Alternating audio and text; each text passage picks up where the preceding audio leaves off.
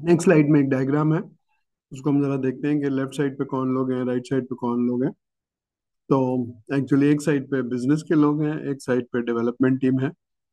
तो किस तरह से बीए को हैंडल करना पड़ता है, ये जरा हम देखते हैं। ठीक है, अब इस डायग्राम को जरा देख लीजिए। इसमें कुछ बिजनेस के लोग हैं और ये बिजनेस के लोग हैं। प्रोजेक्ट का स्पॉन्सर, या अगर आपको डायग्राम ट्रायंगल याद हो, बिजनेस के लोग हैं ये। फंक्शनल मैनेजर्स हैं और ये वो कीबोर्ड यूज करते हैं। ठीक है, ये वो लोग हैं जो डेवलपमेंट टीम है, प्रोजेक्ट मैनेजर है, डेवलपमेंट टीम है, टेस्टिंग की टीम है। ठीक है, दरमियान में आप बीए के तौर पे हैं। तो बिजनेस की रिक्वायरमेंट, स्टेक होल्डर की रिक्वायरमेंट, फंक्शनल रिक्वायरमेंट, ये वो चीज़ें। और ये आप प्रोजेक्ट मैनेजर है, ये आपकी डेवलपमेंट टीम है, ये जिसको इम्प्लीमेंटेशन एसएमईज कहते हैं, ये इम्प्लीमेंटेशन एसएमईज है। और ये बिजनेस के लोग हैं। ठीक है, तो आपको ये सारी चीज़ें देखनी है, फंक्शनल नॉन फंक्शनल रिक्वायरमेंट। आपका क्या रोल है? करेक्ट और कंप्लीट रिक्वायरमेंट लेना, बिजनेस के प्रॉब्लम को समझना। क्लियर है? ये डायग्राम में कोई ऐसी बड़ी बात नहीं है। लेफ्ट साइड पे बिजनेस के लोग हैं, राइट साइड पे डेवलपमेंट टीम है, बीच में आप हैं। तो आप बिजनेस से पूछते हैं, आपको दोनों चीजें आती हैं, आपको बिजनेस की नॉलेज भी होती है, आपको टेक्नोलॉजी भी आती है रीजनेबल।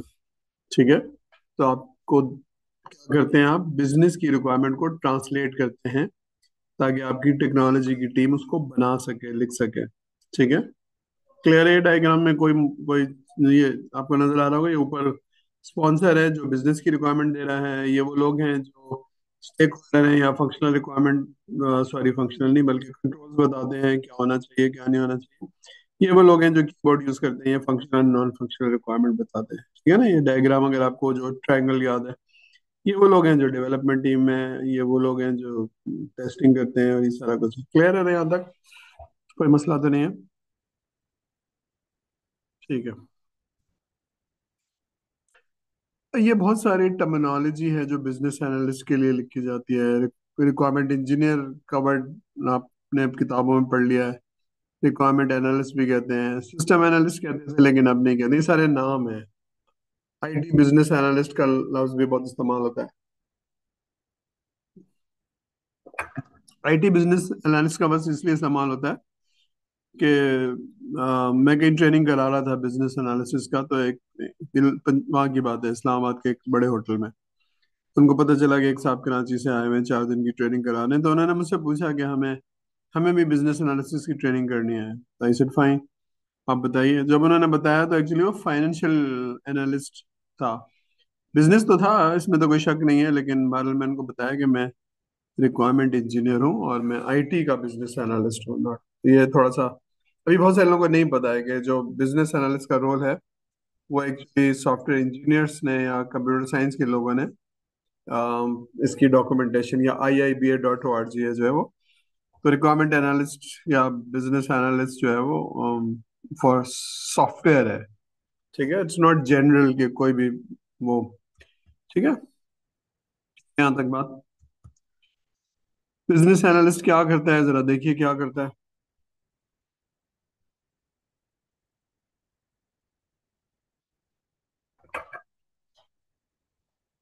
तो पहली चीज तो पता ही है, जो आप रेड कलर में लिखा हुआ है कि बिजनेस एनालिस्ट क्या करता है।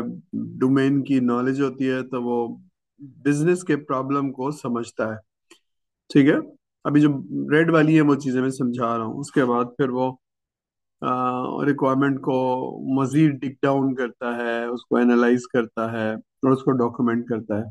लेकिन ये सब करने से पहले अगर रिक्वायरमेंट लेनी है 10 लोगों से, तो उसका रिक्वायरमेंट की अप्रोच क्या होगी? अप्रोच क्या होती है कि अगर आप वाटरफॉल ले रहे हैं तो आप शुरू में ले लेंगे, लेकिन अगर आप एजाइल से या स्क्रम से ले रहे हैं तो आप स्प्रिंट से पहले ले लेंगे और फिर उसके बाद लेते रहेंगे। ठीक है ना? तो प्रोजेक्ट के स्टेक होल्डर्स कौन है, जो हमने लास्ट उसमें देखा था। स्टेक होल्डर एंगेजमेंट में पहले आइडेंटिफाई करते हैं, फिर उनकी पर्सनैलिटी देखते हैं, फिर एक प्लान बनाते हैं। ठीक है, तो ये identify the project stakeholder, ताकि आपको पता हो रिक्वायरमेंट लेनी किससे है, एनालाइज कैसे करना है। जब डॉक्यूमेंट रिक्वायरमेंट करते हैं तो आपको आपकी कम्युनिकेशन दोनों तीनों तरह से सही होनी चाहिए। आप डायरेक्ट किसी से बात कर रहे हैं तो वो भी है कम्युनिकेशन, लेकिन अगर आप मेरे को कुछ डॉक्यूमेंट बना के किसी को भेज रहे हैं तो वो भी कम्युनिकेट कर रहे हैं, मेल कर रहे हैं, खत लिख रहे हैं, तो डॉक्यूमेंट दिखा रहे हैं, मॉडल बना रहे हैं, तो वो भी कम्युनिकेशन है, तो वो भी आपको आनी चाहिए। ठीक है। फिर रिक्वायरमेंट वैलिडेशन को आप लीड करते हैं, यानी पूछ रहे हैं, किसी को बिठा रहे हैं, दोनों पार्टीज को। अच्छा, सारे लोग क्लियर हैं व्हाट इज रिक्वायरमेंट वैलिडेशन? किसी को क्वेश्चन तो नहीं है या अंडरस्टैंडिंग का मसला तो नहीं है? What is validation? रिक्वायरमेंट लेना, उसको डॉक्यूमेंट एनालाइज करना, डॉक्यूमेंट करना, but what is requirement validation? Everybody has the good understanding of the requirement validation? कोई सवाल तो नहीं है किसी को? एनी क्वेश्चन है या नहीं है? कोई बताए सर को? नहीं सर। नहीं है? सही। ठीक है। सेकंड लास्ट चीज है फैसिलिटेट रिक्वायरमेंट प्रायोरिटाइजेशन। प्रायोरिटाइजेशन, जब थोड़ा सा प्रोजेक्ट होगा तो शायद प्रायोरिटाइज आप नहीं करते हैं, आपके छोटे से प्रोजेक्ट में जो बताता है आप बना देते हैं, लेकिन जब बहुत बड़ा प्रोजेक्ट होता है तो हर आदमी या हर डिपार्टमेंट ये कह रहा था रिक्वायरमेंट मेरी पहले बना दो। तो उस वक्त क्योंकि आपकी टीम लिमिटेड होगी, 15 लोग होंगे या 50 लोग होंगे या 100 लोग होंगे, तब भी बहुत बड़ा प्रोजेक्ट होगा तभी 100 लोग होंगे ना, तो आप 2 महीने में कुछ बना के देंगे, तो हर आदमी ये कह रहा होता है कि हमारी बना दो। उसको लॉजिकली प्रायोरिटाइज करना कि किसको पहली जरूरत है, किसकी चीज इंपॉर्टेंट है। फॉर एग्जाम्पल, अगर आप एक कमर्शियल ऑर्गेनाइजेशन में जाएंगे तो फॉर एग्जाम्पल अगर आप कोई टीवी बनाते हैं या दवाई बनाते हैं तो सेल्स का जो डिपार्टमेंट होता है वो हमेशा प्रायर होता है या इम्पोर्टेंट होता है, बिकेगी तो। ठीक है। तो इसी तरह से अगर आप बैंकिंग के अंदर हैं तो बैंकिंग के अंदर जो आपका कस्टमर है वो बहुत इंपॉर्टेंट होता है, तो उससे रिलेटेड चीजों को प्रायोरिटाइज करते हैं। तो बड़ा प्रोजेक्ट में जो आपके पास लिमिटेड रिसोर्स होती है और टाइम होता है तो आप इन चीजों को प्रायोरिटाइज करते हैं, लॉजिकली बात करते हैं, समझाते हैं कि पहले क्या होना चाहिए। इसको रोड मैप भी कहते हैं, डिलीवरी रोड मैप। कि आप, जैसे होता है ना कि आप पहले कहाँ पहुंचेंगे, उसके बाद अगर कराची से हैदराबाद, ओ सॉरी, पंजाब जा रहे हैं तो पहला कौन सा आएगा, उसके बाद कौन सा आएगा। तो यहाँ पर भी ऐसे होता है कि पहले कौन सा मॉड्यूल मिलेगा, बाद में कौन सा मॉड्यूल मिलेगा। ठीक है। आखिरी चीज है मैनेज रिक्वायरमेंट। तो कस्टमर तो ये मैनेज नहीं करेगा, कस्टमर तो आपको बता रहा है, आप देख रहे हैं उनमें से कौन सी चीज कहाँ है, कौन सी चीज किधर जानी चाहिए। ठीक है। तो आप उसको मैनेज करते हैं, या उसने बताया तो आप कहते हैं इसको होल्ड कर ले, या नेक्स्ट रिलीज में आएगा। कोई चेंज आई है तो आप देखते हैं अभी करनी है या बाद में करनी है, ये सारी मैनेज है।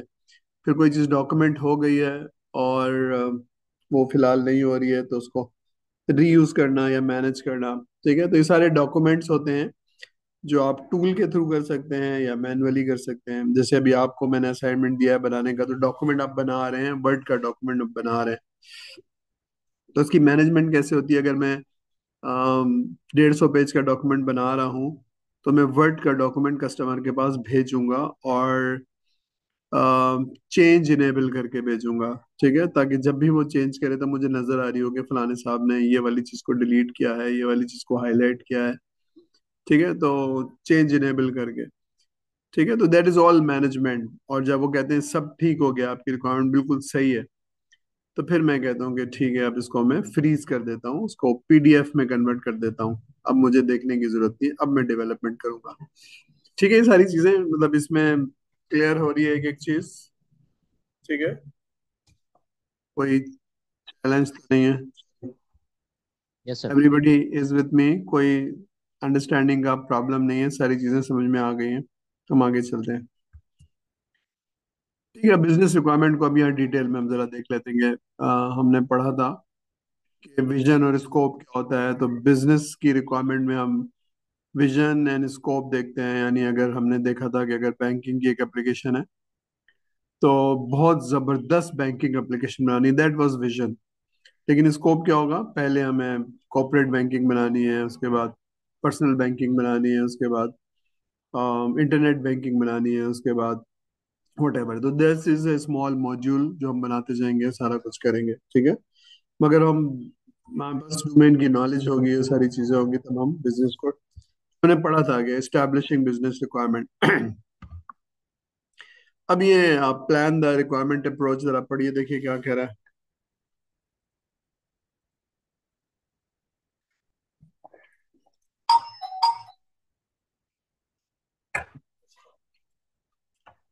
ये माय अपॉलजी, घंटी बजी है बहुत जोर से।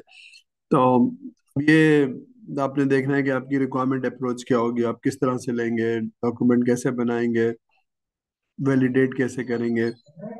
ठीक है, तो आपने सॉफ्टवेयर इंजीनियरिंग में पढ़ा होगा कि एक प्रोसेस है ट्रेडिशनल जिसको आप वाटरफॉल कहते हैं। तो उसमें अलग अलग स्टेप्स होंगे या उसमें अलग अप्रोच होगी। लेकिन अगर आप किसी और तरीके से बनाते हैं एजाइल में या स्क्रम में, तो उसकी अप्रोच कुछ और होगी, उसमें आप डॉक्यूमेंट से ज्यादा आप चलता हुआ सॉफ्टवेयर बनाते हैं। तो ये भी आपको, जब भी आप जाएंगे तो इसको आईटी गवर्नेंस कहते हैं कि कौन सी अप्रोच होगी, हम तो इस तरह से लेते हैं और हम इस तरह से रिक्वायरमेंट बनाएंगे। ठीक है, तो आपने बिजनेस की रिक्वायरमेंट लेनी है, लेकिन उससे पहले आपने अप्रोच डिफाइन करनी है। ठीक है, अब ये वाली चीज है जो आपने पूरा एक लेक्चर पढ़ा है, स्टेक होल्डर की कोलैबोरेशन, स्टेक होल्डर की इंगेजमेंट। ठीक है, तो उसमें जब आप स्कोप देखते हैं तो आप ये देखते हैं कि कौन कौन से लोग हैं जिनको मुझे जिनसे रिक्वायरमेंट लेनी है, इन रिक्वायरमेंट में देने वाले कौन से हैं, अप्रूव करने वाले कौन से हैं, और जब मैं बना के लाऊंगा तो देखने वाले कौन से हैं जो वैलिडेट करेंगे। ठीक है, कोलैबोरेशन करने के लिए हमारी बिहेवियर, पर्सनालिटी और ये सारी चीज़ें बड़ी प्लीजिंग होनी चाहिए, कस्टमर का एग्रीमेंट चाहिए। अब ये वो सारा पार्ट है जिसमें आप रिक्वायरमेंट को, ठीक है, तो मैंने यही कहा था कि जो कुछ आप पढ़ रहे हैं ये बार बार थ्योरी लग रही है, लेकिन कोई भी एक लाइव प्रोजेक्ट ले लीजिए और उसमें ये सारी चीजें करिए और मुझसे पूछते जाइए। ठीक है, तो जो भी anything anything which you would like to automate, घर के करीब कोई लोन का प्रोसेस हो सकता है या कोई क्लिनिक का प्रोसेस हो सकता है, तो आप उसको आर्टिकुलेट का मतलब ये है कि उसको समझिए कि उसकी क्या नीड है। ठीक है, और फिर ये अगर ये नीड है तो मुझे बना के क्या देना है, तो यही सारी चीजें पूरा कोर्स जो है ना रिक्वायरमेंट इंजीनियरिंग का, करेक्ट एंड कंप्लीट रिक्वायरमेंट। ठीक है, ये हमने थोड़ा सा पढ़ा था कि आप मॉडलिंग करते हैं, सारा कुछ करते हैं, तो एक्चुअली आप देखते हैं डिफरेंट लोग होते हैं, उनकी अलग अलग रिक्वायरमेंट होती है, ऑर्गेनाइजेशन बहुत बड़ी है, कोई और कुछ और कह रहा है, कॉन्फ्लिक्टिंग रिक्वायरमेंट सकती हैं, तो ये सारी चीजें आप जब ड्रॉ कर लेते हैं तो फिर आप एक दूसरे को बिठाते हैं कि एक्चुअली ये है। ठीक है, आप ऐसे कह रहे हैं, इसको ऐसे होना चाहिए। तो जितनी अच्छी नॉलेज होगी उतना आप कन्विंस कर पाएंगे। अगर आपकी नॉलेज नहीं है तो आप कहेंगे दोनों बैठ जाओ, डिसाइड कर लो, जब डिसाइड कर लो तो मुझे बता देना।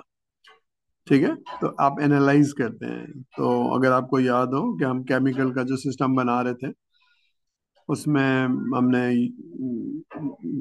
क्या बनाया था, डीएफडी मॉडल बनाया था, फिर उसको मजीद देखा था, डिफरेंट डायग्राम्स बनाई थी जिससे हमको समझ में आ रहा था कि भाई परचेज का सिस्टम इसमें नहीं है। ठीक है, फिर उससे हम डेटा डिक्शनरी बनाएंगे और सॉफ्टवेयर बनाएंगे। ठीक है, तो ये एनालिसिस करना बहुत जरूरी है। फिर ये वो आखिरी चीज़ है जो आपको बनानी है, रिक्वायरमेंट लेना है, कस्टमर को हैंडल करना है, लेकिन अल्टीमेटली आपने वो डॉक्यूमेंट बनाना है जो कि वेल ऑर्गेनाइज्ड हो, वेल रिटन हो। ठीक है, मतलब उसमें अंग्रेजी भी सही हो, डायग्राम भी सही हो, हर चीज़ अपने सेक्शन में हो।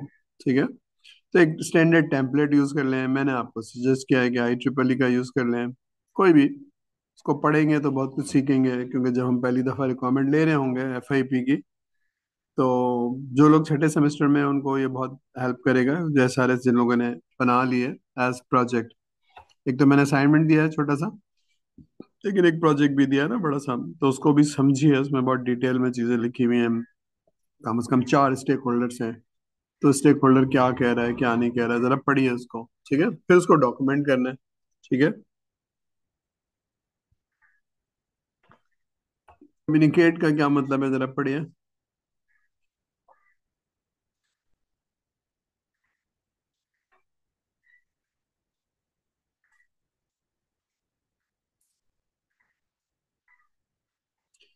ठीक है, जब आप उससे बैठे होंगे, ले रहे होंगे रिक्वायरमेंट, तो वन टू वन रिक्वायरमेंट भी हो रही है, लेकिन जब आप उसको डॉक्यूमेंट बना के भेजेंगे तब भी एक कम्युनिकेशन हो रही है, तो वो किस तरह से होगी?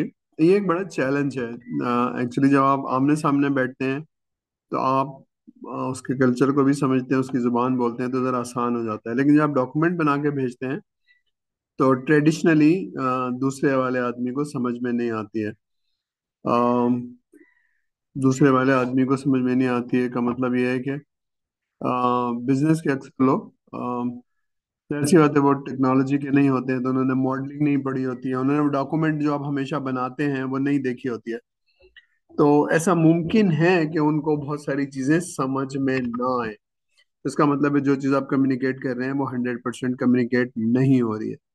जब कम्युनिकेट नहीं हो रही है तो रिक्वायरमेंट की वैलिडेशन बहुत अच्छी नहीं हो रही है। उसने आपको बताया, आपने लिख लिया, लेकिन जब आप उससे पूछ रहे हैं कि यही बताया ना आपने, तो वो प्रॉपरली वैलिडेट नहीं हो रही है। बात समझ में आ रही है? तो इसलिए आपको थोड़ा सा केयरफुल होना होगा कि उसकी समझ में आ रही हो। सर वो मेरे बीए कहते हैं, सर वो क्योंकि नॉन टेक्निकल है उसकी समझ में नहीं आ रहा है।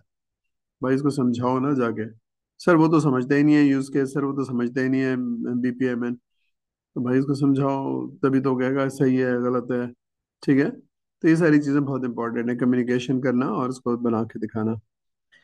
फिर जब आप कस्टमर को दिखाएंगे तो आप लीड करते हैं उन वैलिडेशन को। आप इस तरफ से भी बैठते हैं, उस तरफ से भी बैठते हैं। ठीक है? रिव्यू कराते हैं, चीज़ों को दिखाते हैं। फॉर एग्जांपल जब हम एसआरएस बनाते हैं 200 पेज का, तो कस्टमर के लिए बहुत मुश्किल हो जाता है। तो हम उसको रिव्यू कराते हैं कि आप देखिए, ये देख लीजिए, ये मॉडल देख लीजिए। तो हम उसको फैसिलिटेट करते हैं, लीड करते हैं। तो फिर क्या होता है, उसकी समझ में आना शुरू होता है, नोट्स लेना शुरू करते हैं। वैसे अगर आप भेज दें तो अपने, जैसे मैं आपसे कहूँ ना ये किताब है इसको पढ़ लीजिए, तो आसान नहीं होगा। लेकिन मैं बिठा के आपको दिखा के पढ़ा देता हूँ तो समझना जरा आसान हो जाता है। तो इसी तरह से बीए को जाना चाहिए कस्टमर के पास और समझाना चाहिए, देखिए ये है, ये है। और अभी बाकी चीजें छोड़ दीजिए, अभी सिर्फ 200, ये अभी छोटे से पेज देख लीजिए, अभी ये इंपॉर्टेंट है, इसके बाद ये देख लीजिए। तो जब आप वैलिडेशन को फैसिलिटेट करते हैं, लीड करते हैं, तो समझना आसान हो जाता है। यहाँ तक बात क्लियर है? मतलब इसमें कोई एम्बिगिटी तो नहीं है? डज इट मेक सेंस जो मैं बता रहा हूँ? कि बीए को, यानी रिक्वायरमेंट इंजीनियर बीए को लीड लेनी पड़ेगी, फैसिलिटेट करना पड़ेगा। क्लियर है यहाँ तक? क्लियर है? चलिए आगे जी चलते हैं। सर। जी। अब ये वो आखिरी बात है जो फैसिलिटेट रिक्वायरमेंट प्रायोरिटाइजेशन, जरा पढ़ लीजिए। और मैंने बताया जब लार्ज एप्लीकेशन होती है तो हर स्टेक होल्डर कहता है कि हर चीज़ इंपॉर्टेंट है और अभी चाहिए मुझे। तो फिर आप बहुत सेंसेबल किस्म की प्रायोरिटी डिफाइन करते हैं किसी वजह से, कि भाई ये कौन सी चीज़ पहले होनी चाहिए, कौन सी चीज़ बाद में होनी चाहिए। ठीक है? और उसको अलाइन करते हैं बिजनेस ऑब्जेक्टिव से कि पहले ये चीज़ क्यों मिलेगी। इसी तरह से मैनेज रिक्वायरमेंट में टूल्स होते हैं, सॉफ्टवेयर्स, या उसके अलावा कोई चीज़ भी हो सकती है।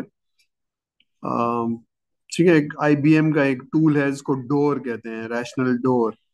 तो उससे रिक्वायरमेंट को लिखना, मैनेज करना, ऑडिट करना, एडिट करना, सॉरी ऑडिट नहीं, एडिट करना आसान हो जाता है। ठीक है? मैं उस डिटेल में नहीं जा रहा हूँ, लेकिन but there are certain tools to manage requirement. Manage होती है, होल्ड ऑन होल्ड ऑन,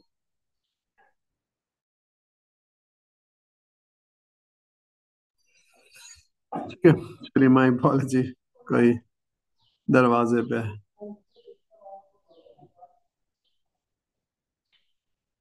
ठीक है? तो ये है। तो आप जो भी लोग हैं उनसे रिक्वायरमेंट ले रहे होंगे, चीजें देख रहे होंगे। ठीक है? इसमें कोई सवाल है तो ठीक है, otherwise will move forward. Okay. अब हम जरा देखते हैं कि आपको अच्छी रिक्वायरमेंट लेने से, जब मैंने बिजनेस स्टेक होल्डर पढ़ाया था तब भी कुछ बातें बताई थी कि आपका माइंडसेट, आपकी चीजें, तो यहाँ बहुत ही वन वन एक एक करके चीजें चीजें आपको बता दी जाएंगी कि ये चीजें आपके अंदर होनी चाहिए अगर आप एक अच्छे रिक्वायरमेंट इंजीनियर या बिजनेस एनालिस्ट हैं। तो ये होना चाहिए। तो इसको एक एक करके देख लेते हैं। अम, ठीक है? जरा देख लीजिए, फिर मैं एक एक करके जरा एक्सप्लेन करता हूँ। वो डिटेल में नहीं जाएंगे, हम थोड़ा सा करके इसको खत्म करेंगे ताकि आप भी नमाज पढ़ लें, मैं भी पढ़ लूँ। 12। तो लिसनिंग स्किल होनी चाहिए। अगर आप गौर करेंगे तो जब मैं पढ़ा रहा होता हूँ, because of I am BA, तो मैं सवाल समझने की कोशिश करता हूँ आप यही कह रहे हैं। जब आप वेरीफाई करते हैं कि हाँ सर हम यही कह रहे हैं, तो फिर मैं उसका जवाब देता हूँ। ठीक है ना? तो ये इसी तरह से जब आप बीए होते हैं तो आप कहते हैं कि भाई आप कह क्या रहे हैं, तो you need to understand, focus, pay attention. ठीक है? इसी तरह से आप उसको सवाल पूछेंगे कि मेरी समझ में नहीं आ रहा, तो आप कोई तकल्लुफ किए बगैर, ठीक है, थिंकिंग ऑन फीट का मतलब है आप फौरन सोचेंगे, फौरन सवाल करेंगे। Thinking on your feet, on your feet का मतलब है क्विकली। ठीक है? एनालिटिकल अप्रोच पे बहुत बात हो गई है कि यही आपका एक एक्चुअल टूल है जो आपको डिफरेंशिएट करता है वैल्यू पर्सपेक्टिव से। और ठीक है, सिस्टम थिंकिंग क्या होती है हम जरा देखते हैं। सिस्टम्स में सॉफ्टवेयर भी हैं, लोग भी हैं, प्रोसेसेस भी हैं। ठीक है? तो एक एक करके जरा देखते जाते हैं। ठीक है? ये सारी चीजें पढ़ ली हैं अगर आपने, फैसिलिटेशन स्किल्स, लीडरशिप स्किल्स। ठीक है? तो will will will do few, जो फैसिलिटेशन तक हम पढ़ लेते हैं, उसके बाद फिर हम इसको स्टॉप कर लेंगे। देखिए समझ में आ रही है बात?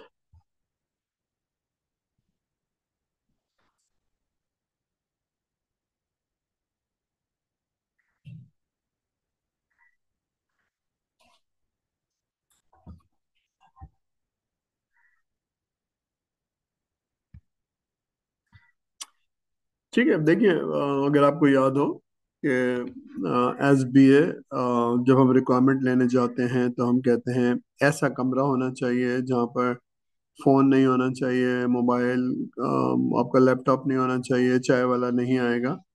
Y? Because to eliminate distractions.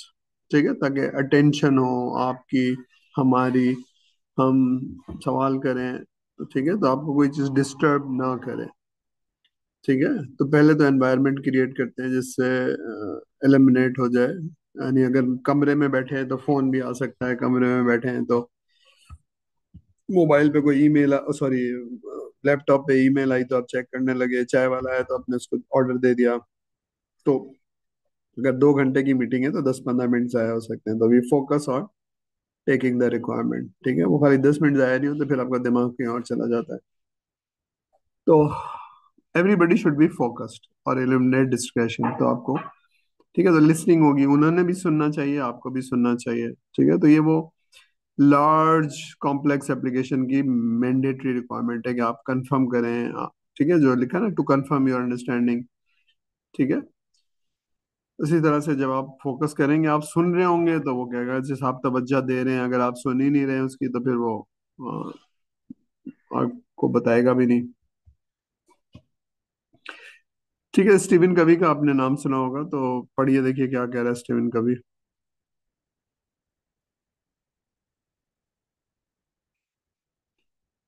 ठीक है? तो मैं बोल रहा हूँ तो मैं आपको समझा रहा हूँ। तो स्टीवन ये कह रहा है कि समझाने से पहले आप लोगों को तो समझे। You need to understand others by listening. ठीक है? आप लोगों को समझे और फिर आप ठीक है, तो लिसनिंग इन्वॉल्व्स पेशेंस। आप आराम से सुनिए और कोई बायसनेस ना हो, और आप समझिए। तो ये एक एक वर्ड है जो बहुत ही डीप है, इसको बस पढ़ लीजिएगा, आपको कभी मैं एक्सप्लेन करूंगा। ठीक है? एसेंशियल एनालिटिकल स्किल्स क्या है? एनालिटिकल स्किल्स में देखिए, यानी आप एनालाइज कर रहे हैं क्या चीज़ है, जरा देखिए। ठीक है? तो पहली लाइन क्या है कि अगर मैं प्रॉब्लम को डायग्नोज करना चाहता हूँ तो मुझे सुनना पड़ेगा वो क्या कह रहा है, क्या नहीं कर रहा। तो this is the first line. ठीक है? Number two is listening is a tool to increase your knowledge. अब जो बातें आपको नहीं पता था वो बता रहा है, तो आपकी नॉलेज इंक्रीज हो रही है। ठीक है? तो आप सुनेंगे, सारी चीजें करेंगे, and ask good question and take notes. आपकी नहीं समझ में आ रहा तो आप सवाल करेंगे। ठीक है? जब आपकी समझ में आएगा तो आप सवाल करेंगे। ठीक है?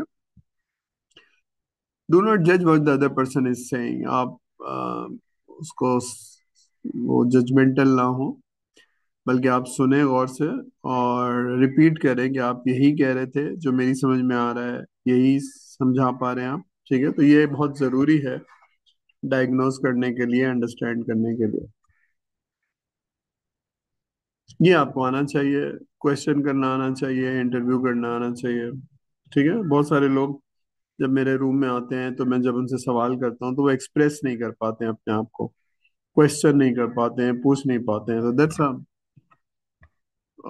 लिमिटेशन। ठीक है, इसी तरह से अगर क्लासरूम में भी सवाल है तो जवाब दे नहीं पाते हैं, तो ये दैट्स अ चैलेंज। यानी अगर आप एक रिक्वायरमेंट इंजीनियर बनना चाहते हैं तो आपको अपने आप को एक्सप्रेस करना आना चाहिए, नॉट ओनली अपने आप को एक्सप्रेस करना आना चाहिए, बल्कि आप लोगों से पूछ के चीजों को डॉक्यूमेंट कर पाए। ठीक है ना? तो आपको सवाल करना, इंटरव्यू करना आना चाहिए। देखिए क्या लिखा हुआ है।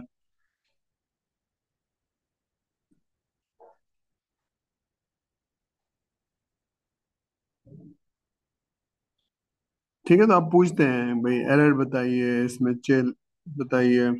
ठीक है, फॉर एग्जांपल अभी बहुत लोग FIP कर रहे हैं, तो मैं पूछता हूँ कि तुम्हारा प्रॉब्लम स्टेटमेंट क्या है, तो वो सोल्यूशन की तरफ जा रहे होते हैं, तो दे डोंट फोकस ऑन।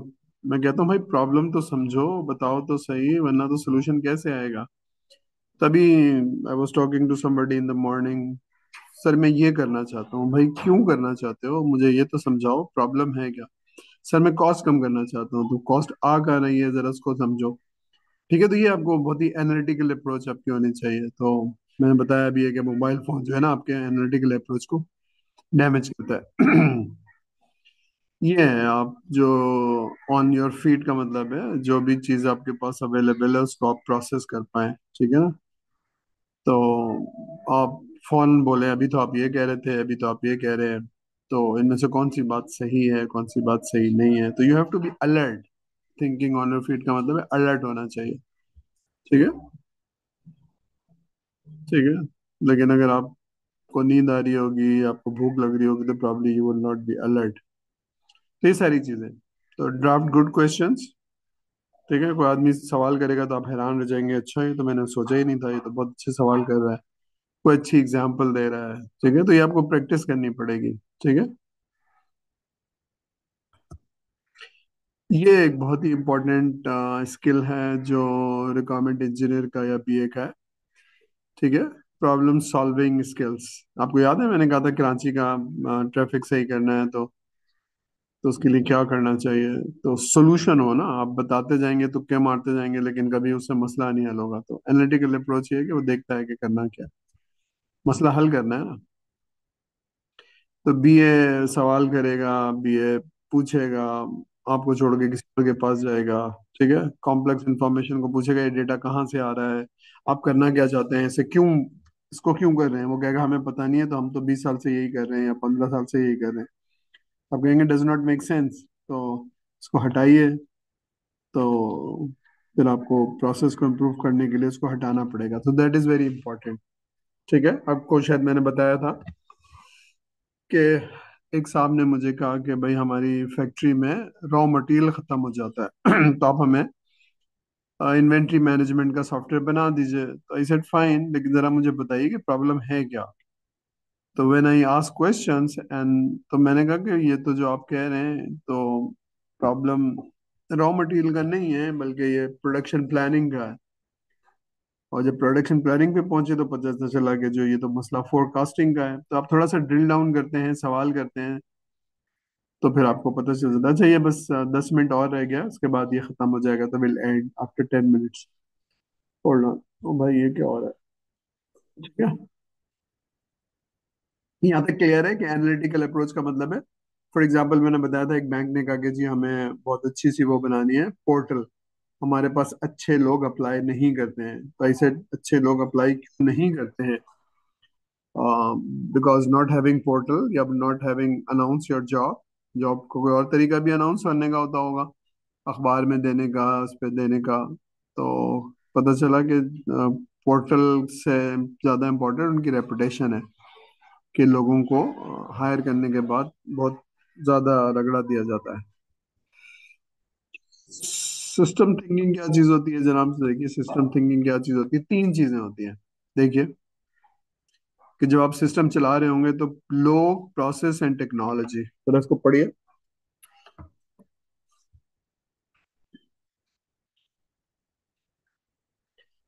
ठीक है, जब आपने सोल्यूशन देना है तो it is not only technology, it is not only automation.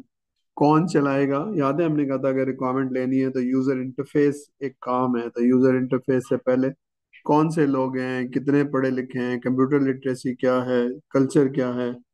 ठीक है, तो आई होप यू अंडरस्टैंड कि टेक्नोलॉजी भी इंपॉर्टेंट है लेकिन लोगों का कल्चर, लोगों का बिहेवियर भी इंपॉर्टेंट है। ठीक है, फिर उसके बाद प्रोसेसेस पुराने तो नहीं है, उनमें कोई इनएफिशिएंसी तो नहीं है, कोई काम हो रहा है जिसका कोई डज नॉट मेक सेंस, यानी कोई वजह ही नहीं है, या कोई काम नहीं हो रहा है। तो ये सारी चीजें आप देखते हैं, तो जब भी आप बिग पिक्चर को देखते हैं कि भाई ये खाली आइसोलेशन में नहीं टेक्नोलॉजी लगेगी, टेक्नोलॉजी को लोग चलाएंगे, और लोग जब चलाएंगे तो प्रोसेस को ऑटोमेट करेंगे।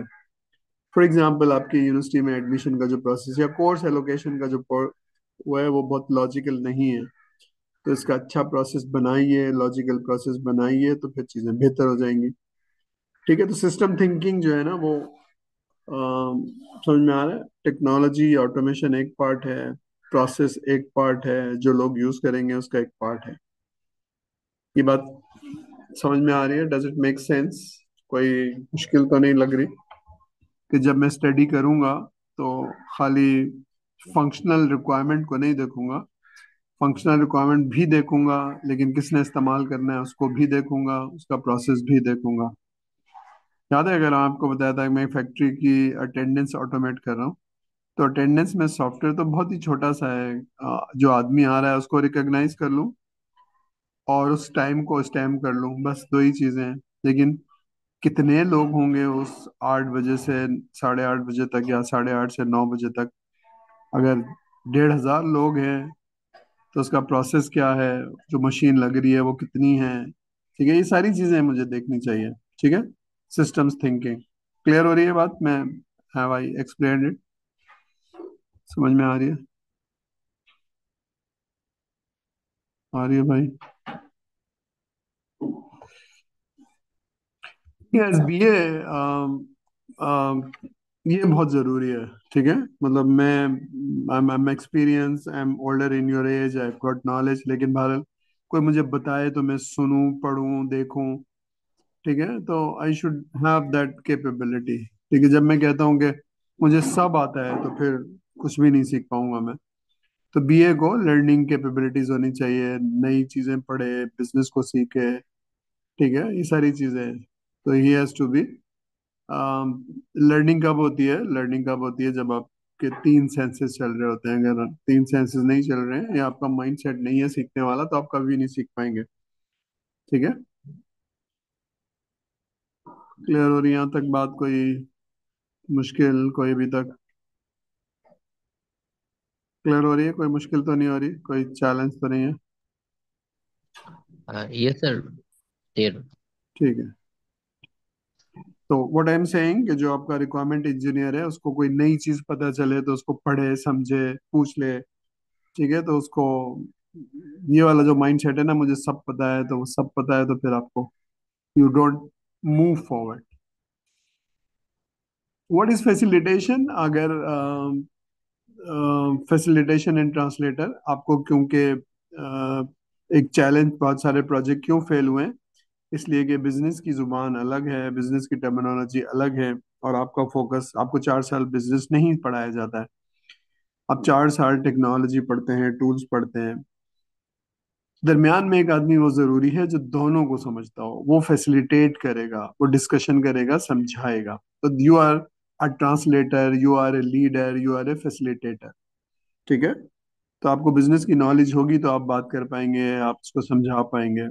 ठीक है, तो ये काम आप करते हैं, डिफाइन करते हैं, प्रायोरिटाइज करते हैं, समझाते हैं, कॉन्फ्लिक्ट को रिजॉल्व करते हैं।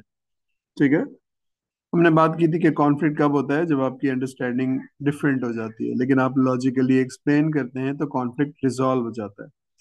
लेकिन आप कहते हैं कि नहीं जी, क्योंकि मैं कह रहा हूँ इसको ऐसे ही करना है, तो कॉन्फ्लिक्ट रिजॉल्व नहीं होता, और वो बैड ब्लड क्रिएट करता है। ठीक है, तो क्योंकि आपकी नॉलेज अच्छी होती है और आपकी पीपल हैंडलिंग बहुत अच्छी होती है, और आप बहुत लॉजिकली कॉन्फ्लिक्ट को रिजॉल्व कर देते हैं समझा के। अब प्रोफेशनल ऑर्गेनाइजेशन में ज़्यादातर चीज़ें ना समझ में आने वाली होती हैं, तो आप समझा देते हैं बहुत अच्छी तरह से, तो प्रॉब्लम विल सॉल्व। तो ये एक स्किल बहुत इंपॉर्टेंट है आपका, फैसिलिटेशन वाला।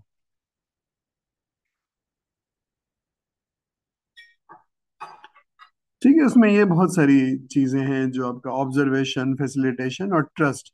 इस पे बात हुई थी कि ट्रस्ट कब बनता है और कब नहीं बनता है। तो या तो आपकी पर्सनैलिटी ट्रस्ट डेवलप करेगी, या आपकी पर्सनैलिटी ट्रस्ट नहीं डेवलप करेगी। ठीक है, तो ये है। अच्छा, हम इसको यहाँ रोक रहे हैं। I've got 2 minutes, तो उसके बाद बंद हो जाएगा। तो लेट मी फिनिश। कोई सवाल है तो पूछ लीजिए, कोई चीज नहीं है तो we've got 40 minutes and another 40 minutes, तो only few minutes left। कोई चीज नहीं समझ में आ रही है, कोई चीज मुश्किल लग रही है, उसको हम दोबारा से, अच्छा नेक्स्ट क्लास में असाइनमेंट, वो सॉरी, हो जाएगा आपका क्विज हो जाएगा। तो आज तो नहीं हो पाया, लेकिन वो ऑलरेडी देर हो गई है, तो बहरहाल हम इसको ले लेंगे। यहाँ तक कोई सवाल, कोई चीज अच्छा सर, मुश्किल? क्विज के जो टॉपिक्स हैं वो आज तक होंगे? यार पढ़ लूँ ना, अब सीख लूँ मैंने। नंबर शंबर की बात नहीं है, पढ़ लूँ, सब पढ़ लूँ। आखिरी के जो टॉपिक्स हैं वो ज्यादा इंपॉर्टेंट है, वो पढ़ लूँ। आखिर में जो पढ़ रहा हूँ, ठीक है, सब पढ़ लूँ ना, सीख लूँ। जो कुछ पढ़ा है उसको भूलूँ ना, मतलब try to remember in your.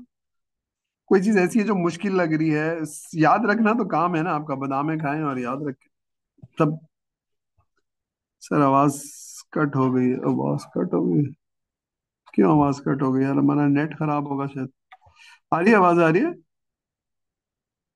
Can you hear me? ठीक है, बस मैं ये कह रहा था कि क्विज की तैयारी कर लीजिए। इसको स्टॉप कर दूं?